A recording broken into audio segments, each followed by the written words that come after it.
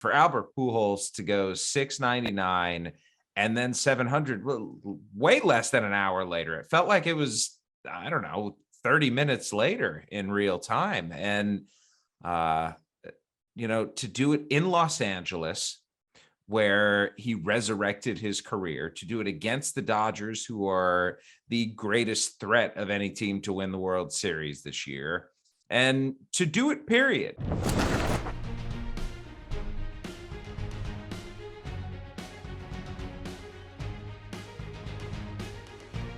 Jeff Passan, of course, covers baseball for ESPN. And Jeff, I apologize in advance for the plane calls, the flight calls that you're going to be hearing in the background. Minneapolis Airport's one of my favorites, but maybe today it could interrupt us a few times. I'm actually impressed that you have the gumption, Buster, to do this. I'm like the embarrassed guy who goes and hides in the corner when he's on the phone at the airport, and you are straight up recording a podcast, video and all. I literally just saw people walking behind you. So credit to you, Buster Olney, for just letting it all out there on a Monday. Yeah, I'm not as brazen as you think, because I walked around for 20 minutes looking for a spot. And this is actually the most private spot I could find. Like every place that I went, I'm like, what? Wait, there's not a podcast studio in the airport here that we could use? Come on. Seriously, all the modern amenities that airports have, and they can't have a podcast studio for you. It's a shame. All right, what'd you think about Albert Pujols on Friday night? What a way to do it, right? We've been waiting and to bring up the other big story of the last month this season. We've been waiting now more than half a week for Aaron Judge to do it, and the anticipation is sort of burbling over at this point. And for Albert Pujols to go 699 and then 700, way less than an hour later, it felt like it was, I don't know, 30 minutes later in real time. And, to do it in Los Angeles, where he resurrected his career, to do it against the Dodgers, who are the greatest threat of any team to win the World Series this year, and to do it, period, to join as esteemed a group of power hitters as you're going to find in Barry Bonds, Henry Aaron, and Babe Ruth. We knew, Buster, covering Albert Pujols for the last 20 years or so, that this was a unique guy, that this was a special hitter, that this was a player who was different. And so to see someone like that wind up with something as special as 700, I think validates everything he's done in his career, and especially sticking around toward the end. Didn't it feel like when the Angels released him, like we were going to have to remind fans of how good he is? Yeah. When we wrote all those stories, when his name popped in the Hall of Fame ballot, but instead he gets his perfect punctuation for his career. Yeah, it's I like it when people write happy endings, and Albert Pujols seems to have done that for himself to this point. Now, the happiest would be the Cardinals winning a championship. I certainly don't discount it. But they are by far in the tougher league and have the tougher path to go and actually do that. That said, I remember seeing Albert Pujols. I started writing about baseball in 2004, and I was sent to St. Louis, go write a Pujols story, go write something interesting about him.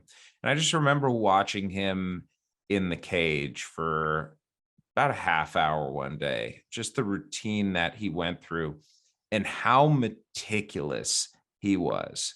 And I'm not suggesting that if you have a routine or if you are meticulous about it, that you can be Albert Pujols. What I'm saying is Albert Pujols was not Albert Pujols by accident. He was not Albert Pujols because the baseball gods came down, kissed him on the head and said, "Son, you will hit." He was how he was. He is how he is because he looks at the swing as his gift, and he never wants to take it for granted and will work at it as much as he has to to be great. And that's why the years with the Angels were so frustrating, because his body wasn't allowing him that. Well, his body, for whatever reasons now, it's allowing him to do what he's doing, and he's taking full advantage of it. Yeah, one of the fun projects that, we got to do this summer, as we began to realize that Albert had a chance at 700, the editors at ESPN asked us to reach out to folks around baseball to get their favorite stories on him. Joey Votto told me this great story from, I think, 2009, where he hit a home run off David Weathers. And Joey, as you can imagine, had this absolutely very specific memory of the count and the situation. And he said, and he was fascinated by the swing to the degree that after it happened, he made a promise to himself, I'm going to go watch that on video. And I got a chance to talk to Alex Rodriguez, who told me this great story about reaching out to Pujols for a scouting report. And he said, typically when you ask another player for a scouting report, it's very light information. And so the guy's got a good curveball. He's got a hard sinker. He said Albert, in describing the pitcher that he wanted to ask him about, started talking about the pitcher's sequencing. If he throws you 2 fastballs away, that means the next pitch is going to be a changeup. Look for that. And he said those conversations usually are about 5 minutes. He said this was 45 minutes. And then Albert followed up after the game saying, hey, how did it work out? Was my information right? What did he throw to you? Because he wanted to debrief Alex about his plate appearances against his pitcher. And for Alex, that was something. All right, let's go to Aaron Judge, who over the weekend, I felt like, Jeff, on Saturday, you began to see signs that, this unusual situation of having everyone in the ballpark focus entirely on you, every pitch of every game, it was beginning to wear on him. I felt like by Saturday into Sunday. What'd you think? Isn't being a New York Yankee the art of having the entire world wear on you at all times? I'm not. Joey Gallo would say yes. Joey Gallo would say yes. Sonny Gray would say yes. Yeah, it's hard. I mean, it is, and I'm not discounting the suggestion that this is more. This is more. This is a lot more. And the frustrating part, if you're Aaron Judge, is that your success leads to your job being even more difficult. It's supposed to be the opposite, right? That when you do good things, that your job gets easier. No. It does not get easier. But he's away from home now. He's going to a place in Toronto. It's going to be easier, right? It's going to be easier for him. You would have to think so, because frankly, doing it in front of the fans at New York is what you want to do, but doing it in a place where you can just take a breather. Like when you're at home and you're a baseball player, there are just things that are asked of you that does not happen when you're on the road. There are more people who want to grab that very little piece of your time, and you're at home with your family and their responsibilities. Like going on the road for a baseball player sometimes is the respite that they need in order to get their minds right. So this is going to be the week. Like Aaron Judge will hit a home run this week. He has to, because that's the kind of season he's having, not just to break, to tie an American League record or to potentially break it. No, just because he's really, really good. And because when he sees mistakes, he usually punishes them. That's his 2022 season. I know you were at Yankee Stadium for a couple days earlier in the week. When I was there on Saturday, afterward, I got a chance to talk to Reese McGuire, the Red Sox catcher, and he had this great story from that game. And you occasionally, I had never spoken with him before, and you bump into these people with anecdotal memories and very specific memories as a writer, and you feel so fortunate. And he's one of those guys. And he's walking me through Judge walking up to the plate and looking at him and saying, hey, let's have some fun today. And then he described very specifically the sound from his perspective from the crowd at Yankee Stadium, where he said, as the pitcher is getting ready with his motion, there's a rumbling, a murmur from the crowd. And then he said, And right at the time he throws the ball, he said it goes dead silent to the point that he could hear the whoosh of Judge's bat, which he could never remember hearing in a game before, a hitter's bat going through the strike zone. And he said that he could very distinctly hear the contact of the ball to bat, which he said normally you don't really hear in a crowded stadium. Rich Hill said the same thing. He said you could hear that, when he was on the mound and pitching against Judge the other day, because the crowd was so focused on him. And then there were times, Jeff, when Judge would bat in the middle of an inning and his bat would be resolved without a home run, and the stands, you'd see all these fans go up the concourse, like up the aisles to the concourse. It was crazy. It was like everyone was there just to see Aaron Judge. Let's put it this way, Buster. It's 2022 and ESPN was cutting in live during college football games to watch Aaron Judge at bats. Yes, exactly. I mean, if listen, there are certain things in our sport that should get more relevancy and don't. So anytime, whether it's ESPN or any other media outlet is promoting something big happening in baseball, I'm here for it. I'm okay with it. And I appreciate New York fans understanding what this moment is. I hope when they look at it, they understand likewise that this is not the home run record. Like, let's make that very clear. It's not even close to the single season home run record. And if you want to pretend like Magic Juice took away the ball going over the fence 73 times for Barry Bonds, then you can live in your happy fantasy world where bad things don't happen. And I understand that. That's okay. But just the fact that there are multiple resonant moments happening in September, toward the end of September, from stars, it makes me happy as a baseball fan that the sport feels alive and it feels engaged right now. And that's going into a postseason where there is a lot of intrigue, and that's going into an off season where there are going to be a lot of fascinating machinations going on. So I wanted you to weigh in on this because I had this conversation on a couple of shows last week, and when we were preparing for Sunday Night Baseball, I mentioned, and I'm with you. Like, someone asked me who's the all-time home run leader. I'm saying Barry Bonds. Who's the all-time leader at home runs in a season? Well, of course, it's Barry Bonds. As you know, we've had this conversation before. Before I stopped voting for the Hall of Fame, I voted for Bonds and I voted for Clemens. I voted for McGuire. You can't get away from that. But I would say this. When we're having the conversation about the greatest season we've ever seen or the most difficult season we've ever seen, that's a little more subjective. And I mentioned to my colleagues, look, if you ask me who the greatest cyclist ever, I'm not saying Lance Armstrong. If you ask me who the greatest sprinter ever is, I'm not saying Ben Johnson, who set the world record before he had his gold medal strip because he was doing PDs. And I kind of feel that way in this case, where you have Judge, going into the weekend with 20 more home runs than any other hitter, putting up a Triple Crown number in an era in which hitting is so difficult. I'm comfortable saying it's the greatest season from any hitter ever. What about you? I'm not there. And I understand your point there. It is like, there are a lot of good arguments in favor of Aaron Judge. I just can't ignore a 600 plus on base percentage and an 800 plus slugging percentage.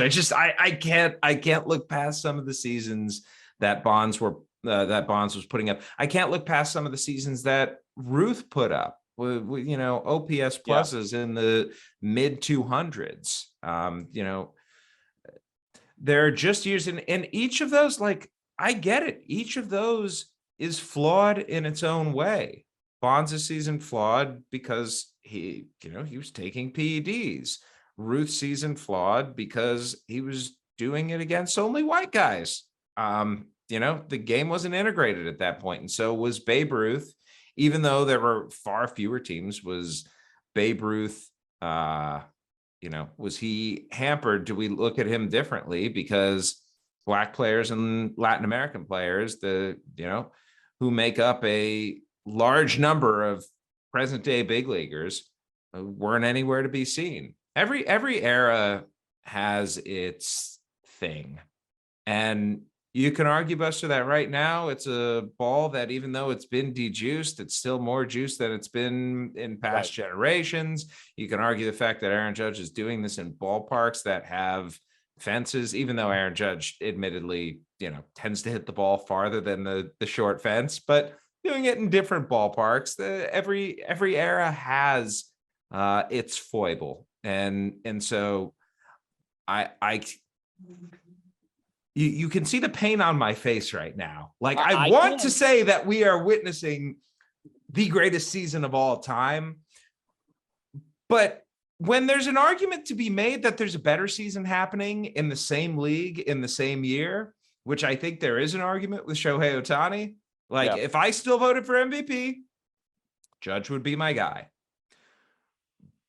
But Ohtani's really, really, really, really good. And that's my takeaway here.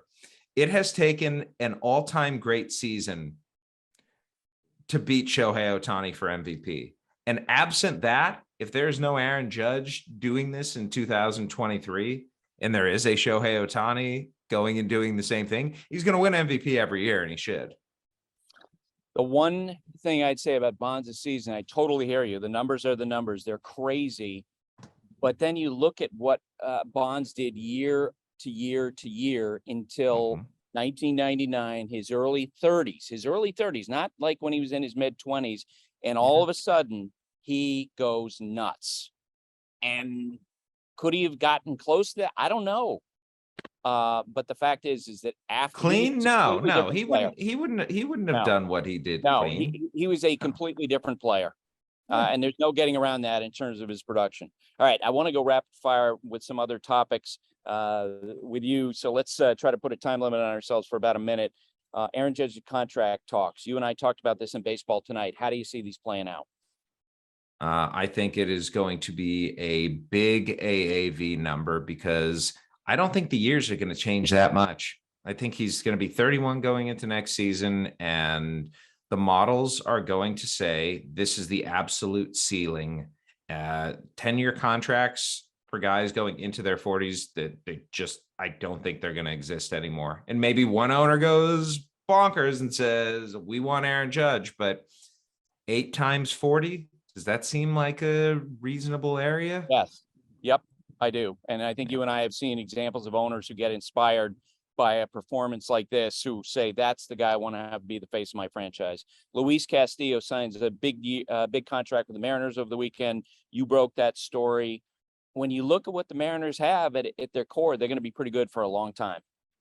Just a fun little anecdote here. I will affirm what you just said. Yes. But Sunday, go to the ballpark here in Kansas City.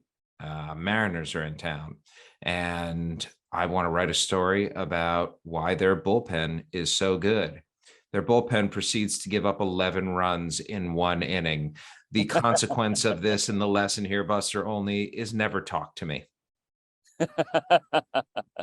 Don Mattingly out as manager of the Marlins. This was something that was talked about a month ago. It's been a fait accompli all season now. And look, Don Mattingly, excellent man. I think he's actually a solid manager too, just not what this franchise wanted going forward. And I'm not sure what the Marlins want. I'm not sure what the Marlins want to be. I'm not sure how much the Marlins want to spend. I'm not sure where the Marlins want to go. They just seem like a franchise that is in perpetual limbo. And at some point in that division, especially, you got to take advantage of this young talent that you have, or they're just going to get traded and go away like they have past generations.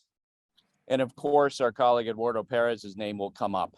I mean, he's a natural fit for them to consider among their candidates for many reasons. And we've seen so many people, Aaron Boone and Alex Cora. People tend to graduate from ESPN into managerial jobs unless they're short writers. That seems to be the demarcation line. I was going to say that's pretty much all of us, though, isn't it? At this point, you're right. Yeah. All right, you have been in the Kansas City market for a long time. What'd you think of Dayton Moore being forced out as head of baseball ops for the Royals?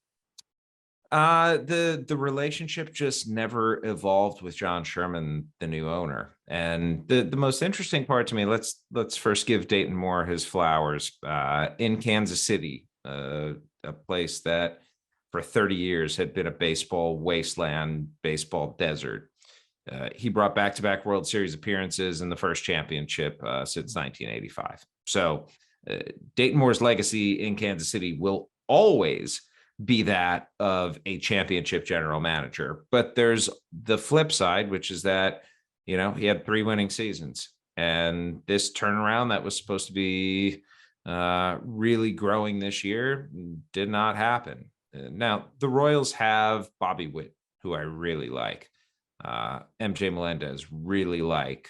Vinny Pasquantino might be the best hitter out of the 3, oddly enough. He's awesome if you haven't seen him yet. And Brady Singer's been very good, and there are a couple of other pieces here and there. But JJ Piccolo, who has been Dayton Moore's right-hand man for a long time, takes over. And what from the outside, and frankly, to some in the inside, is a bit of an odd transition. If you fire the president, you're going to hire his right hand. Well, the hope from Kansas City is that JJ Piccolo, for all that he does share with Dayton Moore, is a different man and one who may embrace the analytical revolution a little bit more than his predecessor. The Guardians win the American League Central. And I think there's a chance, Jeff, that this is the first year in a run from Cleveland in the way they built this. What do you think? I'm very curious to see what they do with Shane Bieber. I don't mean to be trading guys before the playoffs start, but one thing Cleveland's always done well is, like Tampa, they trade guys at the right time. They get the right return, by the way. They pick the right guys in trades. Absolutely. I mean, you trade you just can't trade a star like Francisco Lindor, but if you do, you better get Andres Jimenez back. I mean, that's and the scary part about Cleveland for all the other teams in the Central, they've got a great farm system, probably the best in the division too. So it's not like this is just stopping right now. What Cleveland does as well as anybody in baseball is develop pitching. They just do. I don't know if they've cracked the code. I don't know if they have a secret sauce. I don't know specifically what it is, because they're not saying, and they shouldn't. They have something that is proprietarily excellent, and they're going to ride that as long as they can, because if you can develop pitching and keep it healthy, Tristan McKenzie, the latest this year, he's awesome. Cal Quantrill, another, came over in a trade, and the Guardians, I enjoy watching them play baseball. They hit enough. They pitch the hell out of the ball. They can catch it a little bit. Like they're just they're a fun Terry Francona team. Simple as that. Exactly. All right, Jeff, thank you for doing this. Thanks for putting up with the background here. I don't know. Did you hear the little kid crying and crying and crying as he was pulled past? I did not, but I've been fixated on that ceiling tile above your right ear. I can't tell if that's a giant bug on the ceiling or a sprinkler head. Well, for my own sake, I hope it's a sprinkler head. Yeah, I hope so too. Thank you for watching ESPN on YouTube. For live streaming sports and premium content, subscribe to ESPN Plus.